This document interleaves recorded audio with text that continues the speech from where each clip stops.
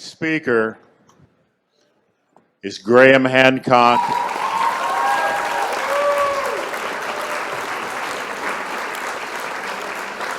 We really appreciate what's happening this afternoon and this morning with these incredible presentations that reveal the shadows of our past and help us understand that we are perhaps, as Graham Hancock says, a species with amnesia. Could we have an Earthkeeper round of applause for the incredible Graham Hancock?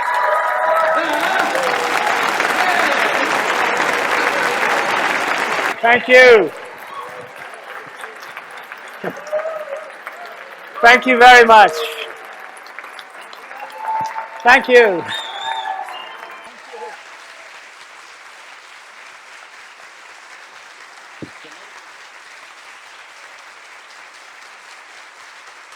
Thank you very much indeed for that warm welcome. So look, the past 8 months, I've been writing this. 16 hours a day, 7 days a week. 180,000 words, done the night before I left England. Final, been through all the edits, satisfied my editors, we're going into production.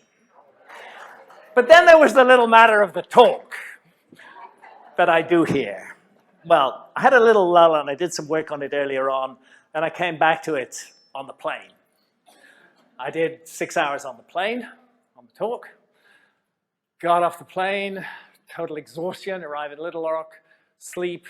Then the next morning, which was Friday, up at 8, sat there, 20 hours until 4 o'clock in the morning. And that's what I'm going to give you today. So I have a feeling that it's going to be a bit rough. And I only hope it's a rough diamond. I've had some neurological issues in the last year, very severe seizures, which nearly killed me in 2017. Lost some memory. So I've had to put a bit more text on the screen than I normally do. I know you're going to bear with me. Thank you. This is my beautiful wife, Santha. Santha's a photographer. She prefers not to stand, apparently. Santha's a photographer. She's an incredible human being. I would be nowhere and nothing. I would have done nothing with my life. I would have fallen into a black hole long ago if it had not been for this amazing woman. You know, people say it in book dedications, I couldn't have done this without my wife. This time is really true. I could not be functional as a human being without this amazing teacher, this amazing artist, this amazing creative genius, Santha, in my life. So thank you, Santha. Thank you. And thank you for keeping me on the right track. Okay. Clovis first. This was the reigning model of North American prehistory and American prehistory, really since the 1930s or 40s. And the notion was that a culture that they called the Clovis culture suddenly appeared in North America about 13,600 years ago. They have these amazing weapons that you recognize by this fluting, these little flutes cut out of them. They don't actually know exactly what that was for, but these are quite high-tech Stone Age weapons. It seems that the flutings help to absorb the shock of impact. And it also may have been a way that they used these as detachable spearheads. So they would put it onto a spearhead, throw the spear, and then pull the wooden bit of the spear off and leave the head inside the animal. The theory was, absolute rubbish theory, totally gone now, that it was these guys who killed off all the megafauna with their ruthlessly efficient hunting. I don't know a single hunter-gatherer group in the world that kills off its prey animals. They respect them and look after them. This is not what happened in North America. They were supposed to be the first Americans. And this is Blackwater Draw, Portales, New Mexico. This is the Clovis type site, and it was excavated in the 1930s. I'm there with a couple of young archaeologists just last year. You may wonder why it's called Clovis. They couldn't get beer in Portales. But 20 miles down the road is Clovis, New Mexico, where they could. And so they called the culture the Clovis culture. We don't know what they call themselves. And that's the dig is now covered up, but you can see it preserves. A very interesting site to visit. I highly recommend it. This is Murray Springs, another of the really important Clovis sites. This picture was taken about 1969, and that's Vance Haynes. Vance Haynes is a very important archaeologist, and he was one of the leading lights behind maintaining the primacy of Clovis first. He insisted that they were the first Americans, that there had been no other Americans before them. He demolished the careers of many people who suggested that there were earlier Americans than Clovis. But one thing I'll say for Vance Haynes, he's a brilliant scholar, and he was disturbed right from the beginning by this black line, and by the fact that under it were the remains of megafauna with Clovis points in them, and that both the megafauna and Clovis disappear after that, and they never come back, and he never believed that it could have been caused by overkill. His view was that something cataclysmic happened to bring an end to the Clovis culture. Well, many archaeologists have been working away at this problem. One of them is Al Goodyear. And Al Goodyear excavated a Clovis site in South Carolina that is called Topper. But when he got down to the bottom of the Clovis lair, he did what until then had been regarded as unnecessary by archaeologists. The archaeologists already knew that there were no human beings in America before Clovis, so what was the point of digging deeper? You know, in archaeology, deeper is older in the strata, the upper stuff is younger than the lower stuff. So he decided to dig deeper. And here I am at the University of South Carolina with Al, and there we are at the Topper site. And down in the digs, you see the Clovis level there, but down here he started finding more evidence of human presence, more tools, more artifacts. And the result was a site judged to be about 50,000 years old. That would be 37,000 years older than Clovis. And then this headline in Nature and across the press last year, the Cerruti Mastodon site is more than 130,000 years old. This is a site near San Diego in California. So Santha and I went over there and we spent some time with Tom Demaray, who's the paleontologist at the San Diego Natural History Museum, who excavated the Cerruti Mastodon find. And Tom Demaray, really a brilliant man. It was a very risky thing. I can't begin to tell you how much fear there is in academia over transgressing boundaries. It was a very risky thing to say that human beings had been in America 130,000 years ago. It was the kind of thing that could destroy a career. But the evidence was insistent, and he gathered a team of other experts, and they worked on that evidence actually for 20 years before they released it. This mastodon was scavenged by human beings 130,000 years ago. That is 10 times as old as Clovis. And Tom took us upstairs to the vaults. It was an Indiana Jones moment, and rolled back these filing cabinets, and there's the Cerruti Mastodon. And he went through it in detail, why the evidence on it, the certain kind of fractures, the bones, the teeth, everything that was left there is undoubtedly the work of human beings. Not everybody accepts that. Nature accepted it. Nature will not publish an article unless it's solidly peer-reviewed first. But it was a controversial issue. Now think of it. If we're looking at Americas, North and South America, that have been inhabited by human beings for 130,000 years, instead of just for 13,000 years. And nobody's been looking at that interval between 13,000 years ago and 130,000 years ago. Chances are there's some big missing bits of our backstory hidden in that time frame. So it's really important to consider the implications of this. It changes everything. It changes not just American history, it changes world history. Human beings were not, anatomically modern human beings were not in Europe until 60,000 years ago.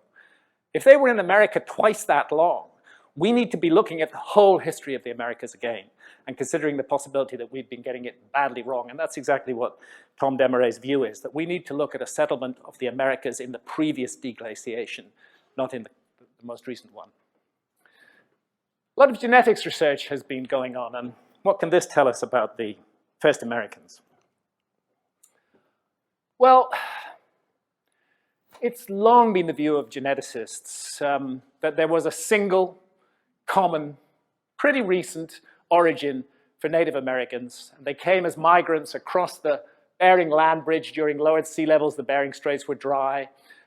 This was called, archaeologists call it Beringia, from Northeast Asia, Siberia, and thence into the Americas. And you see here, there's the standard teaching, possible migration routes. It's the only one way. You come from Siberia, you cross through the Beringia, come down into North America, and then into South America. But in the past 5 years, frankly, this orthodox view has just begun to fall apart at the seams. Well, one big puzzle, great surprise, National Geographic, Native Americans have West Eurasian origins. Eski Willerslev at the University of Copenhagen, the DNA specialist, says he really wasn't expecting anything like this. But others in this room will disagree with me, but I do not believe that this was anything to do with the so-called Solutreans or any other fantasy European master race. It's time, people of white skin got over it. We have this issue about white master races. It is such utter bullshit. I'm sorry. I'm sorry. The color of a person's skin is the single least important aspect of a human being. Why do we focus so much attention on that? I detest these fantasies of white master races. Anyway, genetic investigations have explained this European contribution to Native American genes. There was, mysteriously, a large migrant population of European origin already settled in Siberia long before migrations from Siberia into the Americas began. The migrants carried their European heritage with them, mixed with their Siberian East Asian heritage. This doesn't disturb the single common origin hypothesis, but this does. Another great surprise. This is a sensational headline from a sensational newspaper in England called the Daily Mail. Were Aborigines the first Americans? Native tribes in the Amazon found to be closely related to indigenous Australians. Well, actually, the scientific evidence behind the sensational headlines, if anything, is even more sensational than the headlines. Genetic evidence for 2 founding populations in the Americas. This is Nature, 3rd of September 2015. And I'll cut to the chase. What they're finding is that there's a strong genetic connection between Australo-Melanesians and certain groups in the Amazon jungle. But there's no trace of those genes up here. And this is a real problem, because if those migrants came this way, they should have left a genetic fingerprint in North America, but they didn't. They ended up in South America. How could that be? How can we explain that? How can we explain this connection between these 2 incredibly distant parts of the world? This part and this part. Just please, if you don't mind, keep this information in mind for a moment. Let's take a side trip to Siberia. The mystery we confront is, how did Australo-Melanesian DNA get to the Amazon? We're used to the idea of our ancestors interbreeding with Neanderthals. I didn't stop there. We were interbreeding with another human species too. Not anatomically modern, a bit different from us, but close enough to interbreed. The same species, you can't breed with other species. And they are now called the Denisovans. And this is because of the discovery of actually a single pinky bone in a cave in Siberia. They found more since. They're regarded as a sister group to the Neanderthals, and certain human populations today carry Denisovan genes. Now, again, the male. Were ancient Denisovans the first to discover Australia? Traces of their DNA and Aboriginal people suggest they beat Homo sapiens to the continent. And the weird thing is that Denisovan DNA is found nowhere near Denisova cave in Siberia today. In fact, the Siberian peoples carry the lowest amounts of Denisovan DNA of almost anybody in the world. It's found here in massive quantities in Southeast Asia and Australia and Melanesia. And that involved crossing the Wallace Line. This involved ocean crossings. For Denisovan DNA to have got here, somebody was crossing oceans tens of thousands of years ago. And if they could cross to Australia, could they maybe cross further? Could they cross all the way to South America? So this is Denisova Cave, where the prehistory of the human species is being rewritten. There's a nice little sign there now by the side of it, Denisova Cave. There it is in the middle of Siberia, and that's the entrance to it. Just looking up into the cave. Seems to have been a kind of workshop, actually, for a very long time. Neanderthals lived there. Denisovans lived there. Anatomically modern humans lived there as well. They made stuff in there, but feels like a kind of cathedral. There's a little smoke hole up there, nicely formed natural karst cave, looking down to the Anhui River. And looking into the central excavation trench. One of the things that they dug out actually of the East Gallery is this amazing bracelet made of chloritolite. It is a piece of high symbolic art. It's extremely beautiful. It's the kind of thing that is associated only with anatomically modern humans, and really in a way with, not even in the Paleolithic, but in the Neolithic, the more recent time. But here it is 50,000 years old in Denisova Cave. And it was made to fit on a slim wrist. It would have been a torque. It was slipped on sideways. And a little pendant hung from it. And they see that the hole that that pendant was slung through was drilled. And it was drilled with a stationary drill, moving at very high speed. Again, this is a technology. It's not what we would call high technology today, but it's a technology that is utterly out of place 50,000 years ago.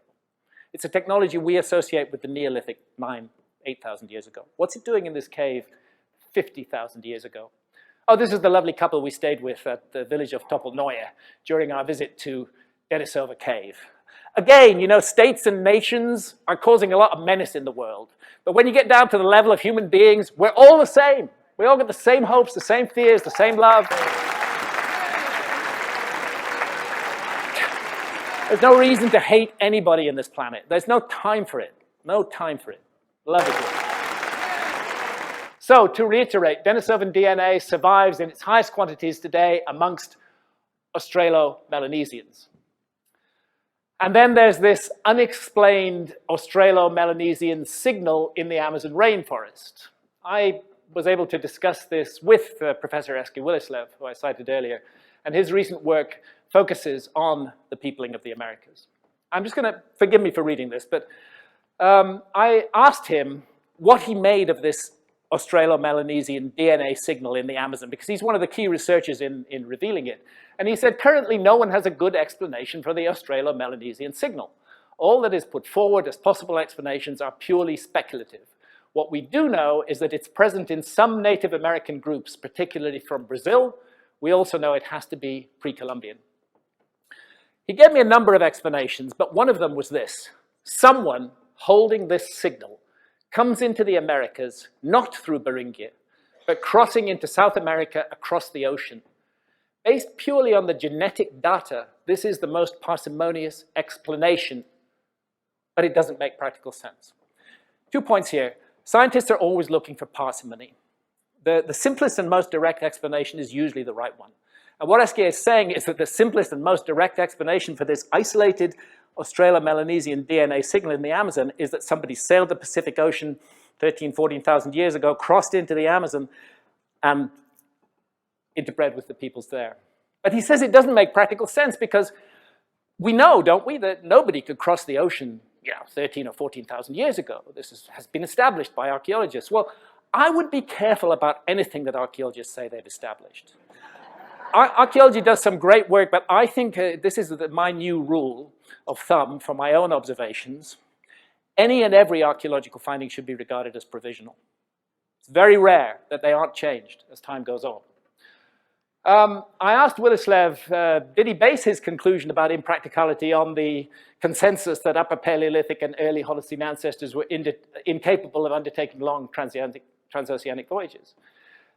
He said, well, he's actually open to that possibility, but he's just not seen any archaeological evidence for it. And I asked him to comment on the strength of the Australo-Melanesian signal amongst certain people of the Amazon, such as the Surui, and its complete absence in North America. Did this mean there was a higher level of Denisovan DNA amongst Amazonian peoples with heightened levels of Australo-Melanesian DNA?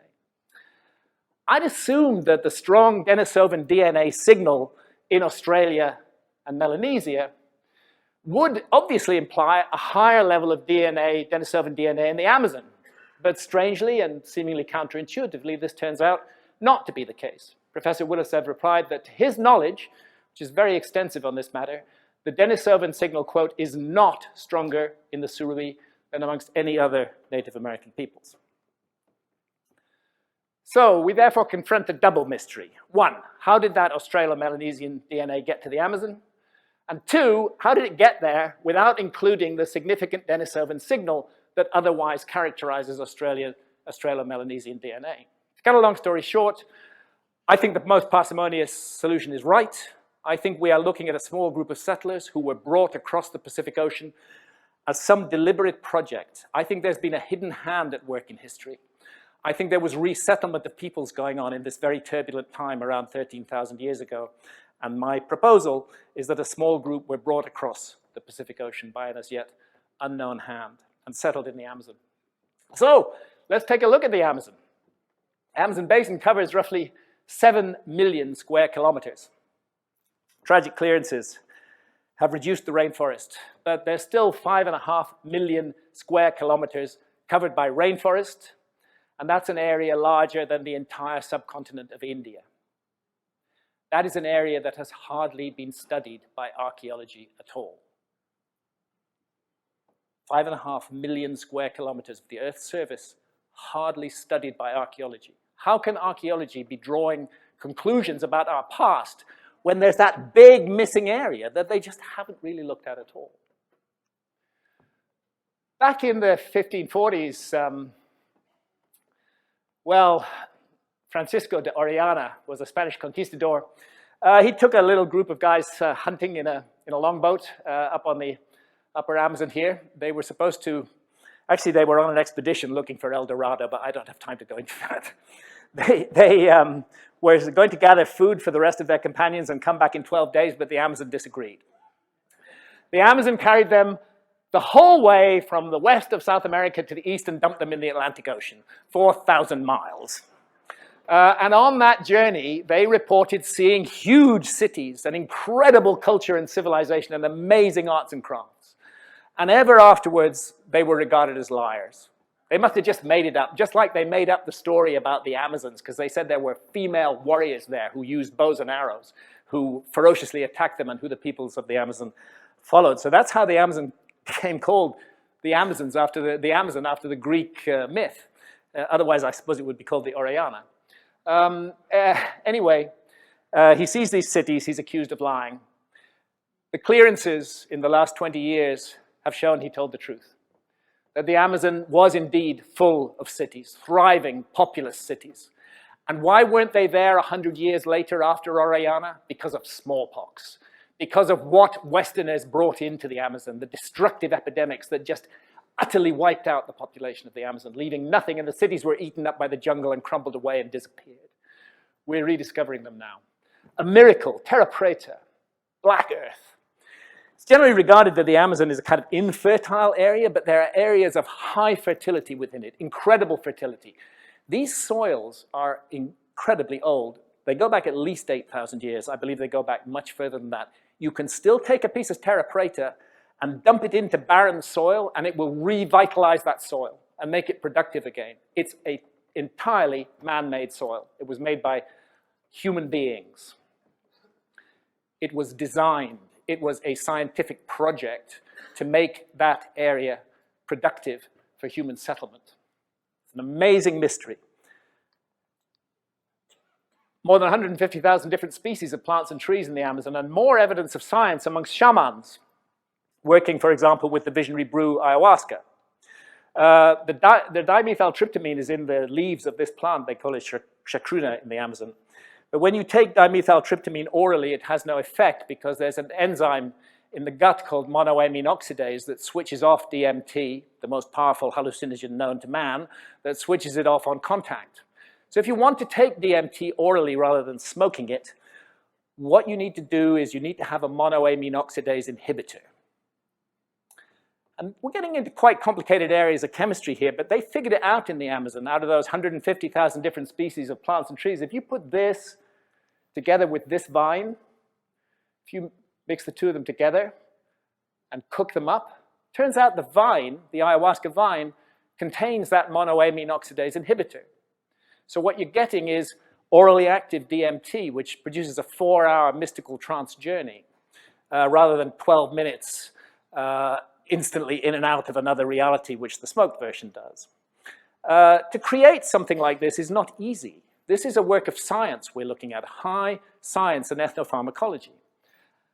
So they cook it up in a pot and they brew it, and you end up with this truly disgusting tasting brew, but which unleashes the most extraordinary and life-changing experiences. And lest anyone doubt, I've had about 70 ayahuasca sessions myself over the last 15 years, lest anybody doubt the effectiveness of this ancient Amazonian science, just talk to the thousands of people who've been cured of all manner of psychiatric and psychological conditions as a result of working with ayahuasca. Forget about Big Pharma. Forget about the psychiatrist inventing a new medical condition, a new psychiatric condition every week. The shamans knew how to deal with this ceremony and this amazing brew. And this is science. This is not simple matter at all. Same with curare, you know, neurotoxin, a muscle toxin. Curare actually involves 11 different plants. It doesn't work unless you put them all in there together. And again, how they figured out which were the right plants to use to produce this stuff. I mean, curare is the basis of modern anesthesia as well. Is, to my mind, evidence of a lost science. And then there's the mystery of the geoglyphs. Those clearances in the Amazon have revealed huge earthworks, very old ones, that nobody suspected were there, like this one, Santa Teresina, and Fazenda Parana, which is perfectly oriented to true north, south, east, and west. Fazenda Colorado, Fazenda Atlantica. All of these were under dense rainforest. They've been exposed because of the clearances of the forest to make way for cattle ranches and soybean farms. Tequino. Well, as I said, Fazenda Parana is aligned to true north, south, east, and west. Severino Calazans, at the right, has the same footprint as the Great Pyramid of Giza, measuring 230 meters along each side, and it's also oriented to astronomical true north. So somebody was doing astronomy back there in the Amazon. The problem is we're faced by a shortage of research. There's an interesting cave art at a place called Pedra Pintada. It's an excavated rock shelter excavated in 1996. No astronomical survey carried out there, but 400 meters away, another cave, Pedro Pintado, Painel do Pilau, dated to the same period, has definite astronomical alignments. Just the kind of basics, you know, the Earth's orbit around the sun. The equinoxes are when the Earth is broadside onto the sun in the northern hemisphere. The June solstice is when the North Pole points most directly towards the sun, and the December when the North Pole points directly away from the sun. These are the four key moments of the year, the two solstices and the two equinoxes. I'm not going to go into the details here. Please just accept it. It's a thoroughly sourced paper, solar aligned pictographs at Painel do Pilau along the lower Amazon River at Monte Alegre, Brazil. It's Christopher Sean Davis, Northern Illinois University. He's pointing out that these ancient people took advantage of the natural layout of the land. They found certain connections to the sky in the natural layout, and they highlighted those connections with art. And indeed, they observed the sun for 18 to 20 days before and after the winter solstice, and they kept a tally of it here so that they could home in right exactly on the winter solstice. And here we have another alignment which aligns with 270 degrees west. Basically, you know the word azimuth. A lot of us don't know what azimuth means. A lot of us do. But azimuth, basically 0 degrees is north, and you just go around the clock. 90 degrees is east, 180 degrees is south, 280 degrees is 70 degrees is west. So azimuth 270 is the direction of the setting sun on the equinox. There's the back of the Great Sphinx. This is the view that you get if you climb up illegally on the back of the Great Sphinx at pretty much any time of year. If you were here at the summer solstice, the sun would rise over here. Winter solstice, it would rise over here. But if you do the same thing on the equinox, you see that the Sphinx is gazing directly at the rising sun on the spring equinox. The Great Sphinx is an equinoctial marker. It's a natural piece of bedrock which has been cut and shaped. They must have observed that it already faced the sun, and they shaped it and formed it, and we end up with the Sphinx. Angkor Wat does the same thing. It also aligns with the equinox sunrise, magical moment. Also back at Painel do Palau, we have alignments to the solstices in the rock art. And we have stone circles in the Amazon. This is Rego Grande, the Amazonian Stonehenge. Stone 3 tracks the path of the sun throughout the day on the winter solstice. Stones 1 and 2 line up to target the winter solstice sunrise. So here's an ancient stone circle with a focus on the solstices. Temple of Karnak in Upper Egypt. Stand there at dawn on the winter solstice, watch the sunrise, and you'll discover why the axis is aligned. That 1 kilometer long axis is aligned in the way it is, because it is targeting the rising sun on the winter solstice. So this is a meme, if you like, a kind of idea that reproduces itself all around the world to create structures on the ground that marry earth and sky, and where possible, if there is already a natural formation that does that, if earth is already speaking to sky, take advantage of that natural formation, enhance it, develop it, manifest its power. Interestingly, amongst the Amazonian geoglyphs are a number with oval groups of mounds which are oriented to the northwest. And that suggests a solstitial orientation, but no astronomical survey has been carried out. So there are two giant river basins of the Americas. One of them, of course, is the Amazon, and the other is the Mississippi River Basin. These maps are not to scale. The Amazon is much bigger than the Mississippi River Basin. Amazon Basin, 7.5 million square kilometers. Mississippi Basin, about 2.9 million square kilometers.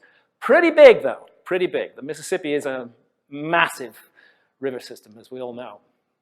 So were I to take the flight from Manaus in the middle of the Amazon to St. Louis, I'm told by Google it would cost me 1,914 pounds, and that it would take me 10 hours and 50 minutes on a modern aircraft to go between these two areas. Let's not go to St. Louis immediately, but let's go to the lower Mississippi Valley down in Louisiana.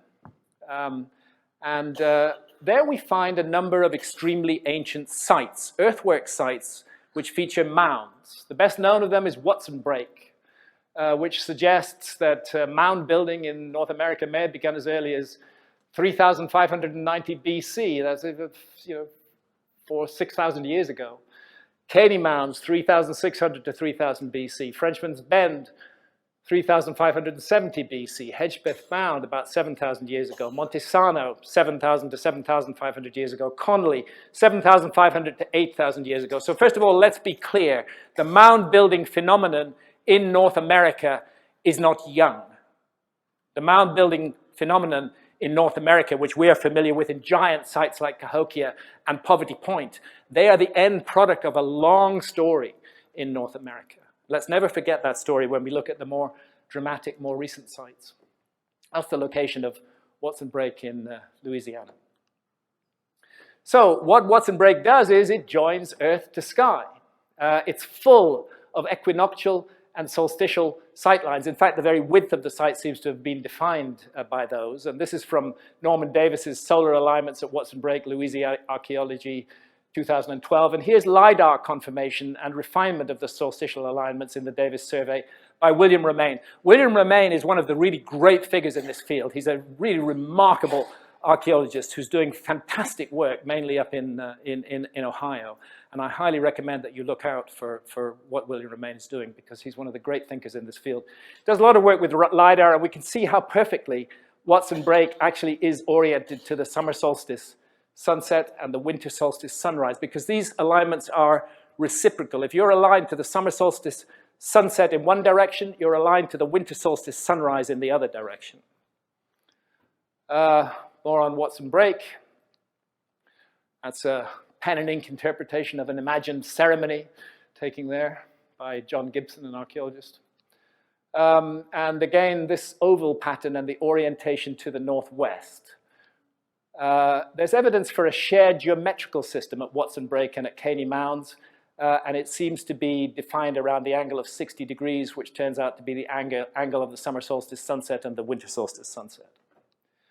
So we have to wonder whether the same thing is going on at these mounds in South America.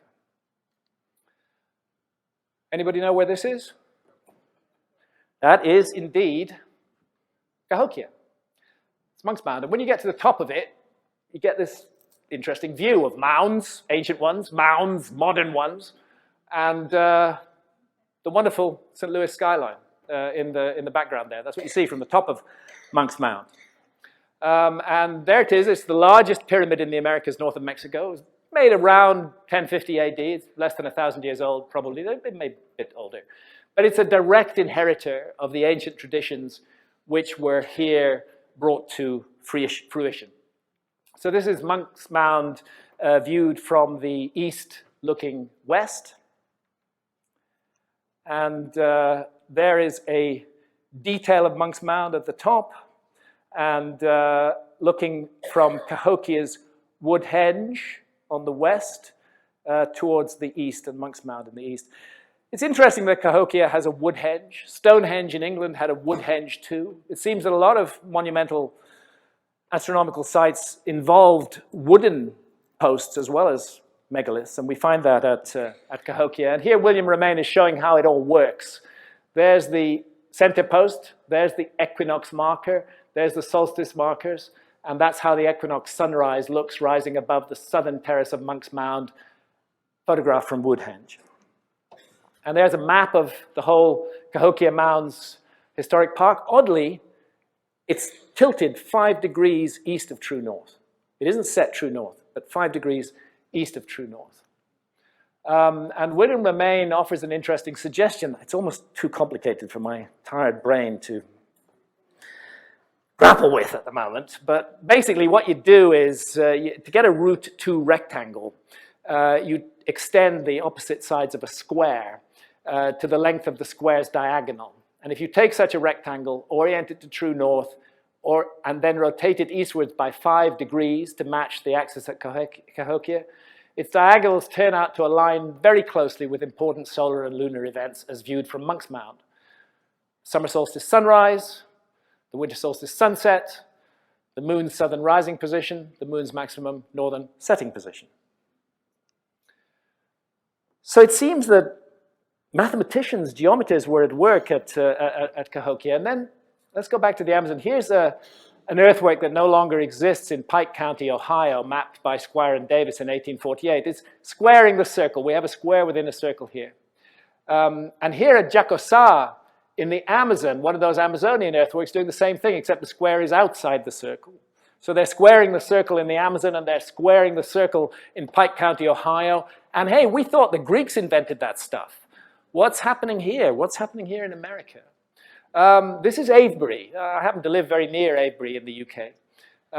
That's the Great Circle at Avebury, and then the Serpentine causeways leading to it. And within the Great Circle, there were 2 interior circles. Not much of it is left today, but just recently, they discovered within the southernmost of the 2 internal circles that there had been a square formation of megaliths. So they were squaring the circle at Avebury as well.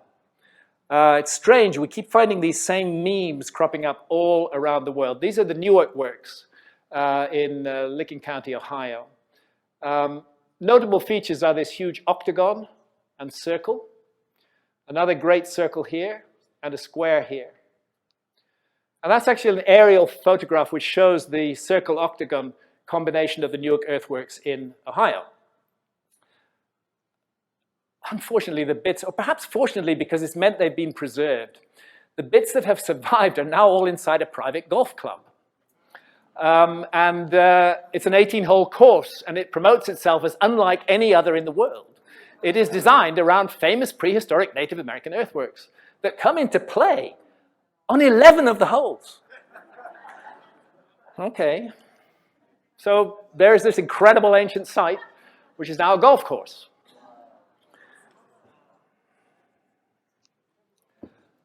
There's the Newark Great Circle. There's a so-called eagle mound in the center of it. The diameter of the circle is 365.9 meters. It's a bit bigger than the Avebury Great Circle, which is 347.4 meters. But both are true henges. A henge, you understand, is the ditch with the embankment, and the embankment is outside the ditch. This is how we know they're not used for defensive purposes, because if you want to defend something, you put your moat outside your embankment. You don't put it inside the embankment. Avebury, the British henges, and the Amazonian henges are true henges in that sense. I'll remind you of this site from the Amazon. Let's just compare the general look of it. It's not as fine as the Newark earthworks, but it's the same kind of thing, an octagon and a circle joined together. I'm sorry I have to keep turning my back, but I just need to read my stuff here. Okay, so Newark's Great Square left, its perimeter is equal to the circumference of the Great Circle, while its area is equal to the area of the observatory circle. Again, mathematicians are at work behind the scenes. This kind of stuff doesn't happen by accident. Okay, and then I'm not even going to get into this, but you know, the sun has its maximum positions, its solstices, and the moon has its standstills too, furthest north and furthest south. It has maximum and minimum standstills. It takes a lot of observations. It's an 18.6-year cycle. You have to really pay attention to the sky to get it. Most of us don't know this happens at all, but somebody was paying attention to it up in Newark, because this entire thing, this octagon and circle combination, is designed to target those lunar sandstills, and to do so with incredible precision. And you get this just beautiful effect, simulation of maximum northern moonrise at Newark as viewed along the observatory circle octagon axis. What's it all about? What were they doing all this stuff for? What was all this incredible work being done for? What was going on here? Well, there's a clue from the Amazon. We're back with that powerful visionary brew called Ayahuasca. Ayahuasca, by the way, means the vine of the dead, or the vine of souls. Chicano are amongst the native Amazonian peoples who drink ayahuasca, and after they've been seeing their ayahuasca visions, when they come back to everyday consciousness, they'll often paint or depict the visions they've seen, and very frequently it involves geometry. Chicano shaman makes a sand painting of patterns seen under ayahuasca visions. Now look, not any member, I don't know why I said not, any member of the Chicano community can drink ayahuasca, but it's the payes, the shamans, who are the specialists. And where matters of greatest importance must be resolved, a group of shamans will work together, and they'll consume massive quantities of ayahuasca until they reach a point lying in their hammocks. I'm quoting Gerardo Reichel Dolmatov here, the shaman and the jaguar. He's a major anthropologist studying the Tucano. And he said they reach a point lying in their hammocks where, quote, they feel they are ascending to the Milky Way. The ascent to the Milky Way is not easily accomplished. An apprentice will hardly ever be able to rise immediately to this sublunary region, but rather will learn to do so after many trials. At first, he will barely rise over the horizon. The next time, perhaps he will reach a point corresponding to the position of the sun at 9 a.m., then at 10 a.m., and so on until at last, in a single soaring flight, he will reach the zenith. So, in summary, ayahuasca is a kind of portal for these shamans. And they go through the ayahuasca portal, and then after sufficient practice, they make a soaring flight or a leap to the Milky Way. But that's not the final goal. It's a way station. Beyond the Milky Way lies the entrance to the other world. And Gerardo Reichel Dolmatov explains, it is said that the individual dies when he drinks the potion, and that now his spirit returns to the uterine regions of the beyond, only to be reborn there and to return to his ordinary existence when the trance is over. This then is conceived as an acceleration of time, an anticipation of death and rebirth. So ayahuasca, in a way, is a kind of book of the dead. It's a guide to the death experience, but it's a guide at the level of experience itself. It's not a guide that you read in a book. It's a guide that you experience. Now, Fazenda, Colorado has this curious structure. Here is a Tucano visionary art depicting the entrance to the other world, said to lie beyond the Milky Way. And oddly enough, it looks exactly like this bit of that huge geoglyph in the Amazon. Could these geoglyphs have been connected to the mystery of death, to finding out what happens to us when we die? New research by a group of leading scholars of ancient American civilization has settled the matter as far as North American sites are concerned. The Mississippians were looking for answers to what is perhaps the greatest human mystery.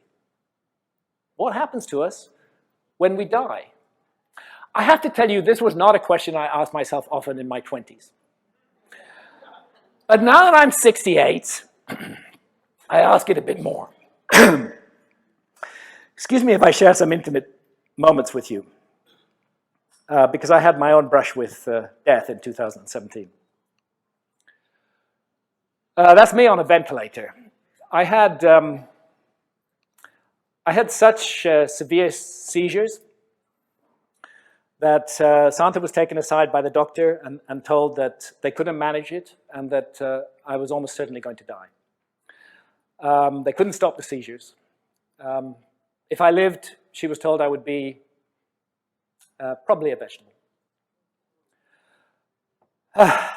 Anyway, last resort, they put me on a ventilator, shut me down in a full-scale coma, and gradually my body quietened down. 48 hours later, they took the ventilator out, took me off the breathing system, and I came.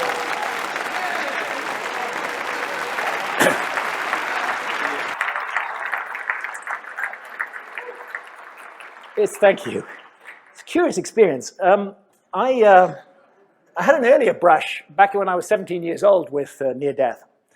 That was a real near-death experience. I had a massive electric shock. Slumped to the floor, actually thrown across the room. I left my body. I'm up around the light. I'm looking down on myself on the ground. I'm thinking, interesting. And then I'm back in my body. I don't get the tunnel of light. I don't get the relative saying it's not your time, but I definitely was not my body. I was outside my body. It's the first time you put a seed in my mind. We are not our bodies. We are not our knees or our stomachs. We are our consciousness. And consciousness may not be entirely an artifact of the body. Actually, I've had an interest in death really since I suppose that experience at the age of 17, but I put it aside for a long time until I came across these texts, the ancient Egyptian funerary texts.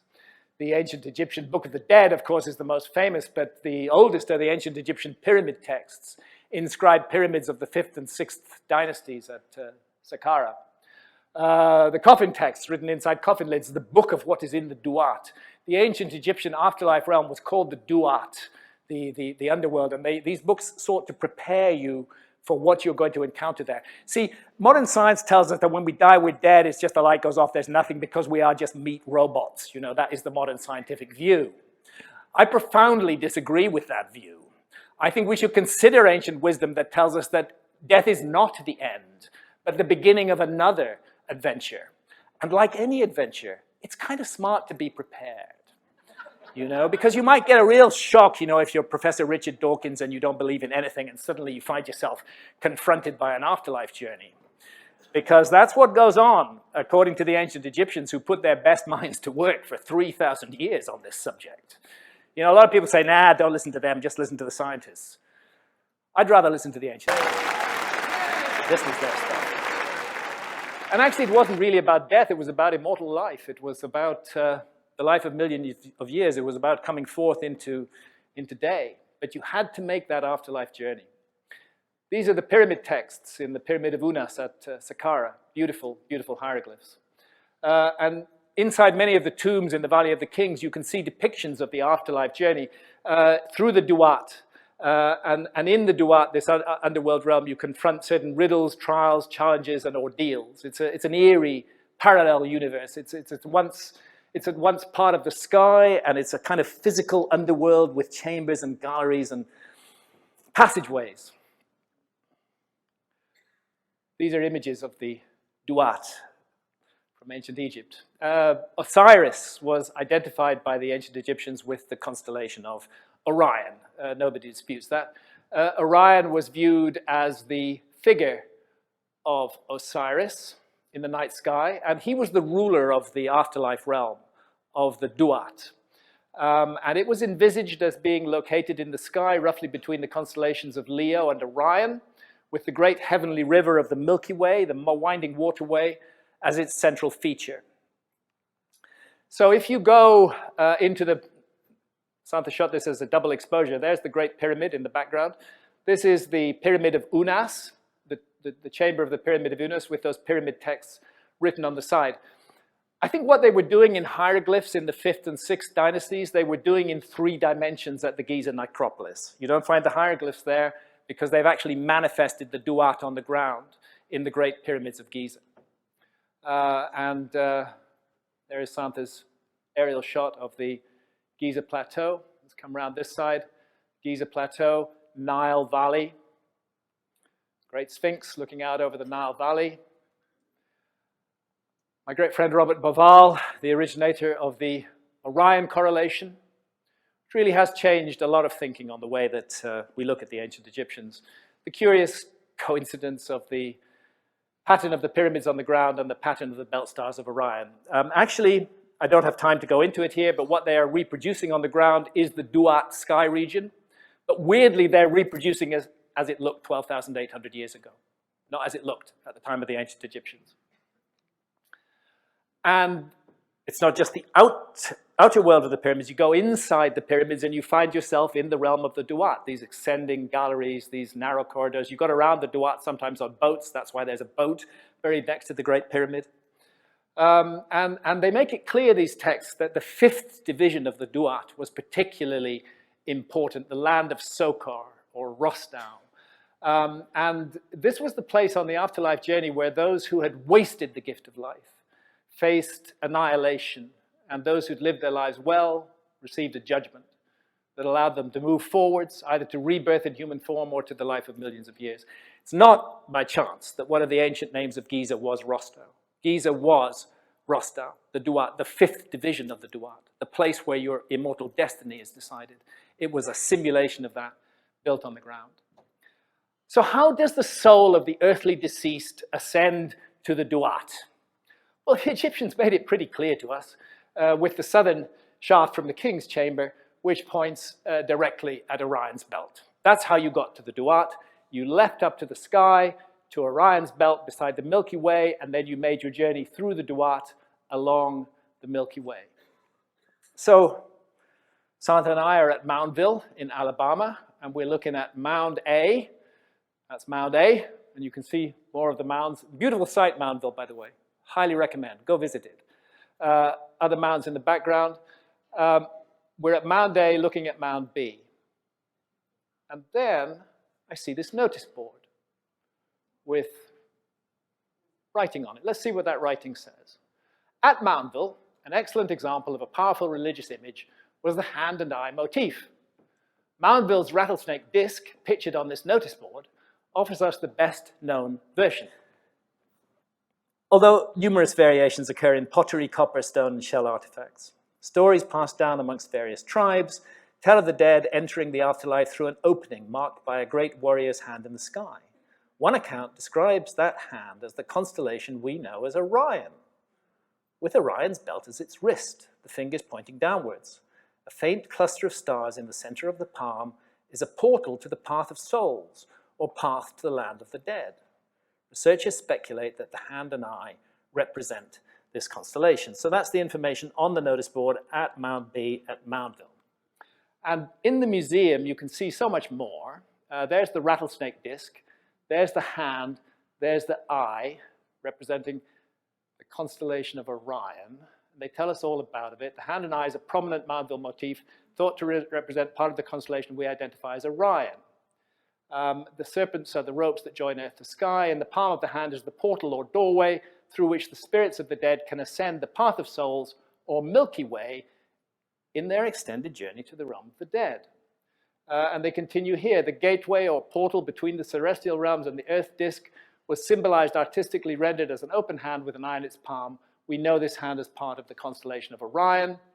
Once the portal was crossed, souls of the dead began their journey by walking along a road or ribbon of light, the Milky Way, and thus enter the underworld.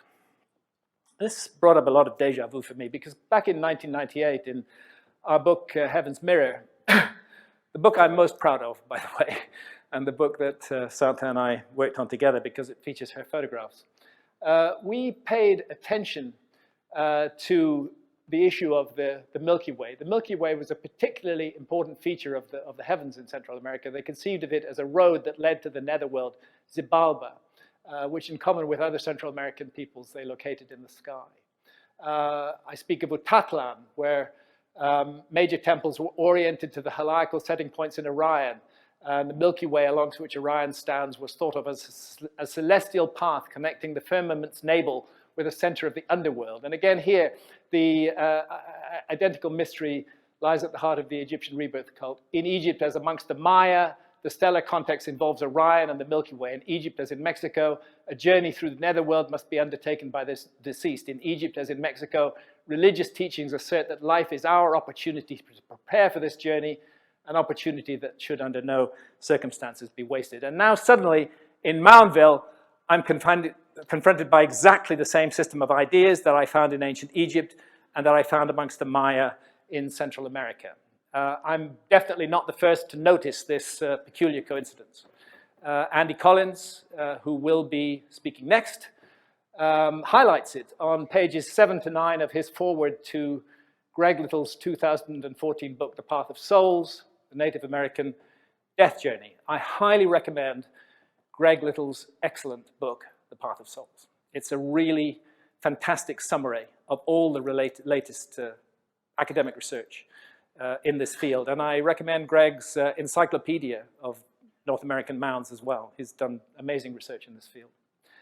I don't think that Andy and Greg believe it was a coincidence that it's so similar to the ancient Egyptian system, but no one has yet mounted an in-depth comparative study of ancient Egyptian and ancient Mississippian thinking concerning the afterlife journey of the soul. Could there be a real connection between these two otherwise very different cultures? Very different, because they're not only separated by geography, they're separated by time. Moundville is 1,000 years ago. Ancient Egypt is thousands of years before that. How do we explain this if there is a similarity? So in America, before I go into this in some depth and detail. So there's the Native American hand constellation, and there's the hand and eye.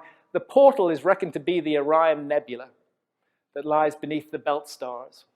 And George Langford, who's an internationally recognized authority on Native American folklore, anthropology, religious studies, and ethnohistory, notes the portal in the hand must be entered by a leap at the optimum time as Orion is setting and it comes close to the Earth disk. That's the moment when the soul can leap up to the constellation of Orion, rather as the soul leapt to the constellation of Orion in the ancient Egyptian system. In ancient Egypt, the hieroglyph for the Duat netherworld depicts a hole in the sky with a star at its center.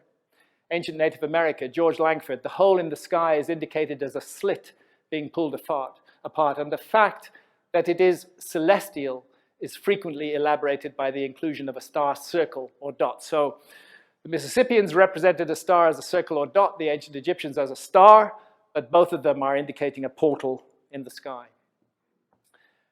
George Langford is actually one of the leading scholars in the group who've so successfully cracked the Mississippian code. Here is one of his chapters in Ancient Objects and Sacred Realms, a very important book. And he speaks of amongst the Mississippian iconography and traditions, he speaks of the fearsome image of a brain smasher, usually a woman, whose task is to destroy memory and humanity by removing or smashing the brain. Actually, there are repeated references to this menacing female figure, usually called the brain smasher or the brain taker, in accounts of the Native American afterlife journey. Her role is the annihilation and permanent destruction of unworthy souls, of the damned, on the afterlife journey. Reminder of the 5th division of the Duat. In the 5th division of the Duat, there is a very curious scene. Here is an individual who appears to be smashing his own head with an axe. And standing above him is a goddess holding out her hands. My instinct looking at this is, I don't think she's trying to stop him. I think she's exerting will. I think she's making him do that to himself. She's making him smash out his own brains. Wallace Budge describes it thus: a goddess standing upright with her hand stretched out to the top of the head of a man who's kneeling before her and is cutting open his head with a hatchet. But he doesn't provide a translation of the relevant hieroglyphs. I thought it would be a good test of this notion that there's some deep structural connection between ancient Egypt and ancient Mississippi. If this is the brain smasher that we're looking at in ancient Egypt, whose job was to destroy the damned in Native America, then that should be her job in ancient Egypt too. So I went to the British Museum and I got Louise Ellis Barrett at the British Museum to translate those hieroglyphs for me.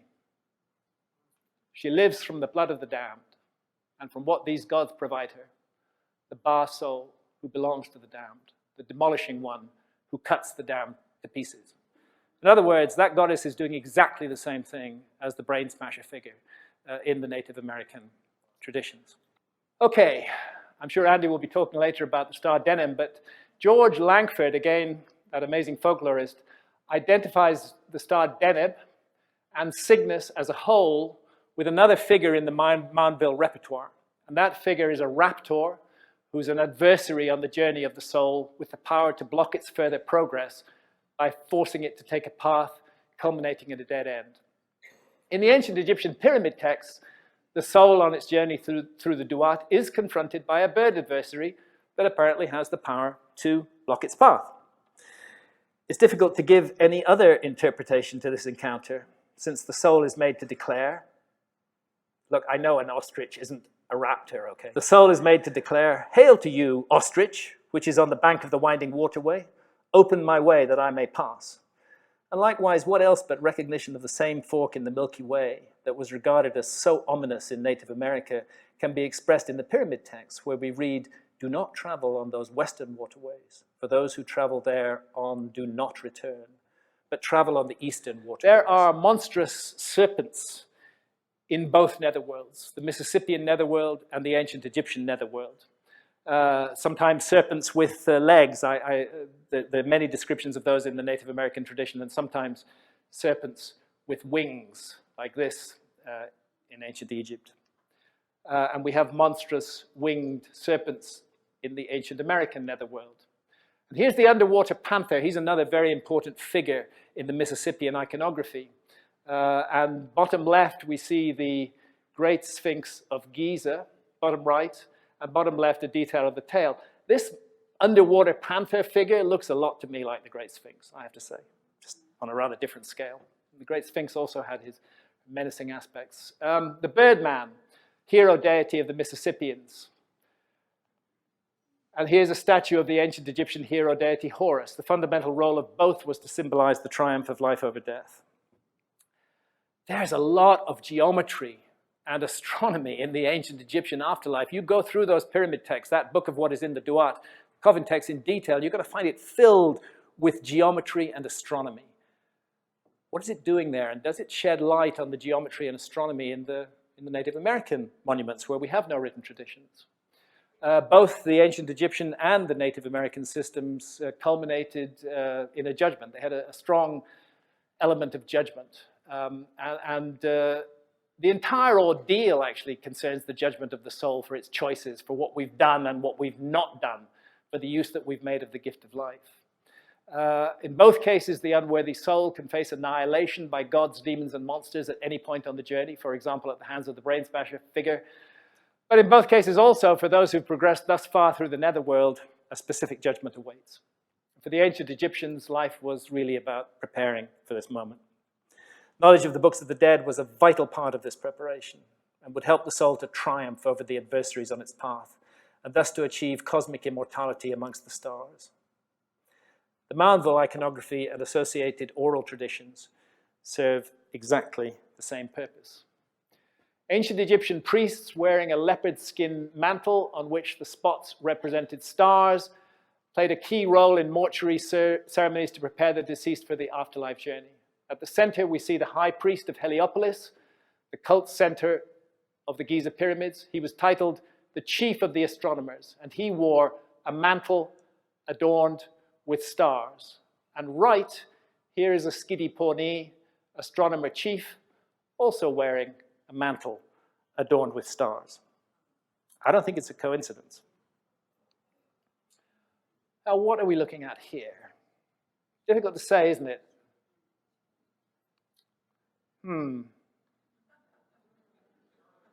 Let's keep going. Ooh, some little windy things going on here. Oh, what's this? You know what? You have to get up above it in order to see Serpent Mound properly. Fortunately, that day, Santha had brought a drone. Santha and I are electronically challenged, but we had friends with us, and they helped us to get that drone running. Santha took it up to 400 feet and started taking pictures. And suddenly, Serpent Mound, that's the spiral of its tail, suddenly Serpent Mound came alive. There's the serpent, and there's the serpent's head. This amazing structure. 400 feet, that's where you want to be to look at it. And it seems to be seeking the sun, looking towards the sun. Why is that? Sun and shadow. The Ohio History Connection, who maintained this park, really love trees. I love trees too, but I don't think the trees should be there. And I don't think they were there in antiquity. The serpent needs to see the horizon, not be crowded in so that visitors can have some shade. See how the trees block the horizon, but there's something going on over here. Well, Jeffrey Wilson, who was one of the guys with us there at Serpent Mound that day, does a lot of LiDAR work, and he's produced a LiDAR graphic of Serpent Mound. We can see the whole orientation of it here. Look at that head. And here's some ancient maps. There's Serpent Mound. So there's a kind of cliff here that it sits on top of, a ridge. And you come down the side of this ridge, and you can walk along Brush Creek here. Walk along the edges of Brush Creek. And when you do, I'm there with Ross Hamilton, by the way, another great researcher in this field. He's done, a fantastic book on Serpent Mound. Highly recommended. He's showing me a megalith at the side of the path. It's small. It would be amongst the smaller megaliths at Stonehenge or Avebury. But just beyond that megalith, there's the megalith, there's this curious outcrop. Okay, this rocky outcrop. And I'm going to just make it easy to see what travelers have seen and reported in dozens of reports that I could quote you and do quote in the book. What they've seen is this. That's the unenhanced image, and that's the enhanced image of the serpent's head simulacrum at Serpent Mound. And it explains why so many travelers and the ancients before them could imagine this natural rocky outcrop as the head of a serpent. And there's the juxtaposition of the head of the Serpent Mound and that rocky outcrop underneath it. So let's go back there. We're there on a special day. We're there on the 21st of June, the summer solstice. Actually, we're there at the very closest moment to the summer solstice sunset, which is in fact the night of the 20th of June, 2017. And the serpent clearly is looking at that setting sun. And indeed, as William Romaine has scientifically confirmed, the primary alignment of Serpent Mound is to the summer solstice sunset. And in the reverse direction, it targets the winter solstice sunrise. Two other convolutions target respectively the equinox sunrise and the summer solstice sunrise. So what we have here is a natural ridge that was naturally oriented, pointing towards the setting sun on the summer solstice. And the ancients who observed nature and who observed our beautiful garden of a planet and who were so much closer to the earth than we were, they didn't miss that. They didn't miss that. This was a place where Mother Earth spoke to sky, earth and sky, speaking in communion. Let's honor that. Let's celebrate it. Let's create a beautiful serpentine mound on that serpentine ridge.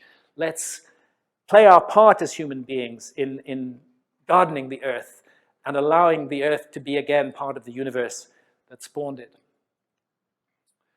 Oddly enough, the same thing has now been discovered to have happened at Stonehenge. It was long believed that the great Sarsens at Stonehenge were all brought 20 miles from the Marlborough Downs. A lot of people wondered, why did they do that? Why didn't they just build Stonehenge on Marlborough Downs? Why drag them 20 miles? Turns out that two of those Sarsens were always in position at Stonehenge, naturally in position. And they are Stone 16 and the Heel Stone. And the line between Stone 16 and the Heel Stone, by chance, is one of those lines where Earth speaks to sky. You can watch the summer solstice sunrise looking this way, and you can watch the winter solstice sunset looking this way. And observing that, the ancients said, let's honor this place where Earth speaks to sky. Let's create a huge stone circle here. And they brought those other megaliths from the Marlborough Downs. So Serpent Mound and Stonehenge are doing the same thing, and I refuse to believe that they're doing it by coincidence. We are looking at the traces of an ancient global system which manifests in the Americas and manifests all over the world. So there's the LiDAR, there's the summer solstice sunset, and here's, I'm just going to run quickly through these last slides. We're up at 400 feet again. Santha's got the drone sitting in the right place, and she's just taking pictures. And we're going to watch that sun going down. And here's a line from the ancient Egyptian Book of the Dead. Men praise thee in thy name of Ra, and they swear by thee. For thou art Lord over them. Thou hearest with thine ears, and thou seest with thine eyes. Millions of years have gone over the world. I cannot tell the number of those through which thou hast passed. Thou dost pass over and dost travel through untold spaces, requiring millions and hundreds of thousands of years to pass over. Thou passest through them in peace, and thou steerest thy way across the watery abyss to the place which thou lovest. This thou doest in one little moment of time, and then thou dost sink down and dost make an end of the hours. It's the ancient Egyptian book of... Well, I think America is the key to Earth's lost civilization. And I think it's that key for two principal reasons. Firstly, because of the isolation of the Americas. For about 12,000 years, until the time of Columbus, the Americas truly were isolated. If there were visitors from other places, they didn't leave a strong genetic footprint. 12,000 years of isolation. That means that anything that we find in common in terms of cultural memes between America and the old world has to be more than 12,000 years old. Its origin has to go back before the separation of peoples. And then we have to ask ourselves what happened in America. This is the second reason, because there was a global cataclysm, as Randall outlined this morning, 12,800 years ago. And North America was the absolute epicenter of that global cataclysm. And Vance Haynes, despite his adamant insistence on Clovis first, noticed this very clearly, the way that the Clovis and the megafauna were destroyed in a geological incident. So I went to Murray Springs with Alan West, and he's showing me the black mat that Randall showed this morning. And in Alan's phrase, Alan is one of the geophysicists working on the Younger Dryas impact hypothesis. In his phrase, the black mat is wrapped like shrink wrap over the last remains of Clovis and the megafauna. It marks a distinct moment, the extermination of the megafauna and the end of the Clovis culture. And in that black mat, it's full of impact proxies that speak of a cosmic impact. And I'm just going to run through these very, very quickly. The group of more than 60 scientists who are working on the Younger Dryas impact hypothesis have faced a great deal of savage criticism and undermining attacks from those who are jealous and envious of the work that they've done. Unfortunately, science is full of jealousy and envy. But they have done extraordinary work, and we should listen carefully to what they have to say. I'm not saying it's the only answer to the problem, but I think it's out there that we had a cosmic impact 12,800 years ago that brought on these devastating earth changes. And there I am with Randall at Dry Falls, Channel Scablands, part of the massive evidence for the giant cataclysm that struck North America 12,800 years ago. 12,800 years ago, at the sudden onset of the geological epoch known as the Younger Dryas, North America was the epicenter of a global cataclysm.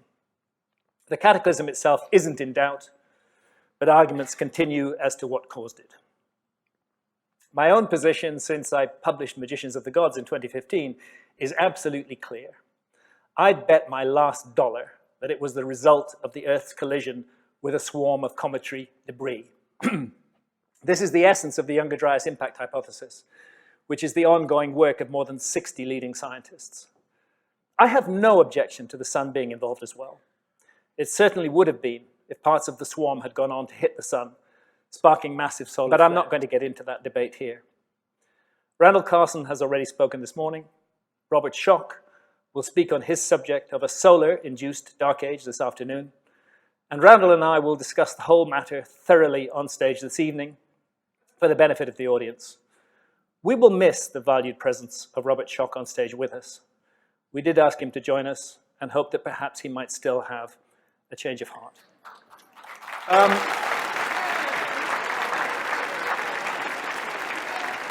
I think it's the one place that nobody's looked, and it's the one place we need to look seriously. The epicenter of the global cataclysm, cut off from the current of old world affairs for 12,000 years, yet sharing this incredible science, geometry, astronomy, all these shared memes. There must be a remote common source, an ancestor civilization that passed all of this down. We're not looking at direct influence of the old world on the new or vice versa. We're looking at them being descendants of the same parents. That's what we're looking at. And that's what this book is all about. Thank you, ladies and gentlemen. Thank you.